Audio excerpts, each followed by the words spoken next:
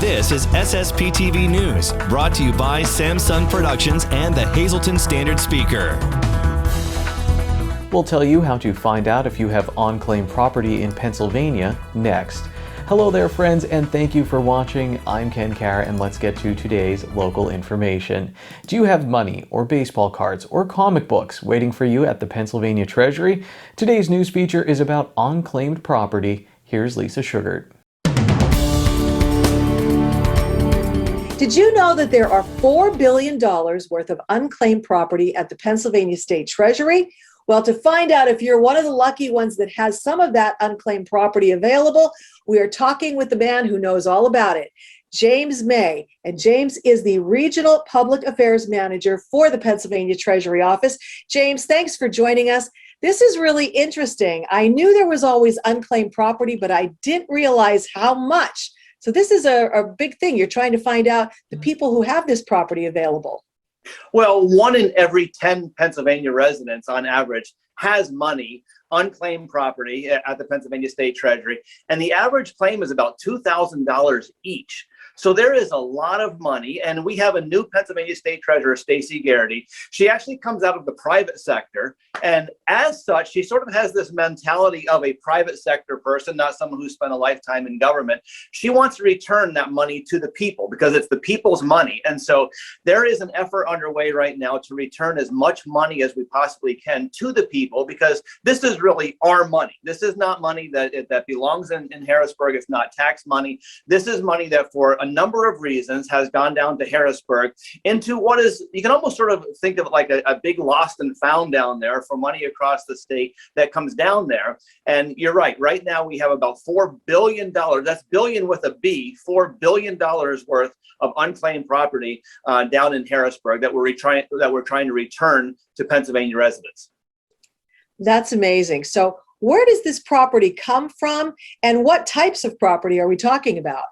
Most of the money will come from safety deposit boxes at local banks. So if a bank has a safety deposit box that has no activity whatsoever on that for 3 years, after 3 years, they send letters out to the original owner. They try to contact them, and it might be that the person has died, that somebody else has moved, maybe somebody has died and the children have moved. And so after 3 years of trying to reach out to the person with no activity and no way to find the owner, then the contents of that box are sent down to Harrisburg, and there's actually a team, the Bureau of Unclaimed Property, that will open the boxes down there. And when they open those, they're getting these boxes in, and most of them come in right before an April 15th deadline. They open the boxes, and at that point really have no idea what is in there. So one time they opened a box and there was $20 million worth of gold and platinum bars. Another time they opened a box and there was a stuffed piranha.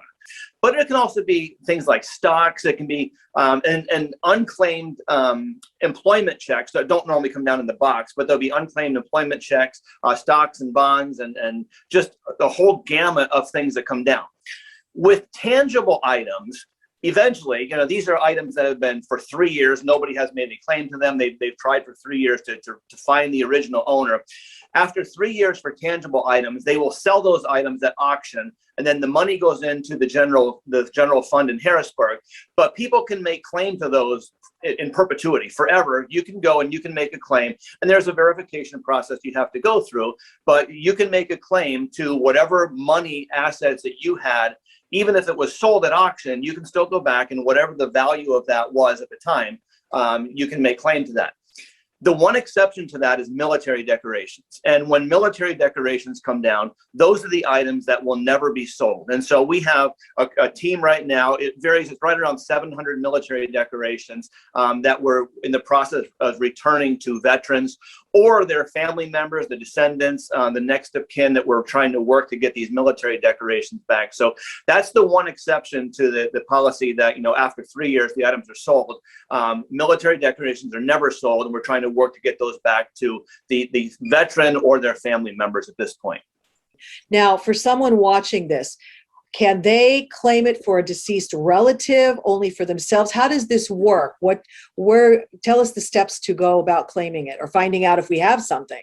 Right now, you can go on the website and you can begin the verification process, patreasury.gov, and you'll see a tab up there for unclaimed property. There's a separate tab that we have in there for the military declaration. So if you want to search for military declaration, you can do that. So when you go on there and you look for your name, but then also look for maybe a grandfather or relatives maybe who have passed away, or if you see other family members in there, let them know. Once you do that, you can send a form in, and then you begin the application and the verification process. They take a lot of time to make sure that the right person is matched up with the money, and especially with the military declaration. So there is a verification process that you have to go through, and there's a team that will do that. Today's news feature is brought to you by the Fairfield Inn and Suites by Marriott. Need to relax? Book a stay at our indoor pool and dry sauna. Call the Fairfield Inn and Suites by Marriott at 570-453-0300. Time now for weather on SSPTV News. Here's our forecast from the National Weather Service. On Friday, a chance of showers and thunderstorms, mostly sunny with a high in the 80s. Friday night, a chance of showers and thunderstorms, partly cloudy with a low in the 60s. Saturday, showers likely and a possible thunderstorm, partly sunny with a high near 80 degrees. Saturday night, showers likely and a possible thunderstorm, mostly cloudy with a low in the 60s. Sunday, showers likely and a possible thunderstorm, partly sunny with a high near 80 degrees. Sunday night, showers likely and a possible thunderstorm, partly cloudy with a low near 60 degrees. Monday, a chance of showers and thunderstorms, mostly sunny with a high near 80 degrees, and Monday night a chance of showers and thunderstorms, partly cloudy with a low around 60 degrees.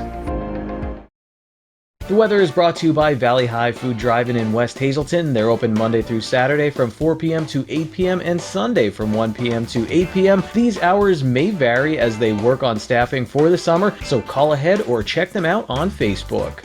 The Valley West 11 to 12-year-old Little League All-Stars will be playing in the Section 6 tournament on Friday against Lehigh.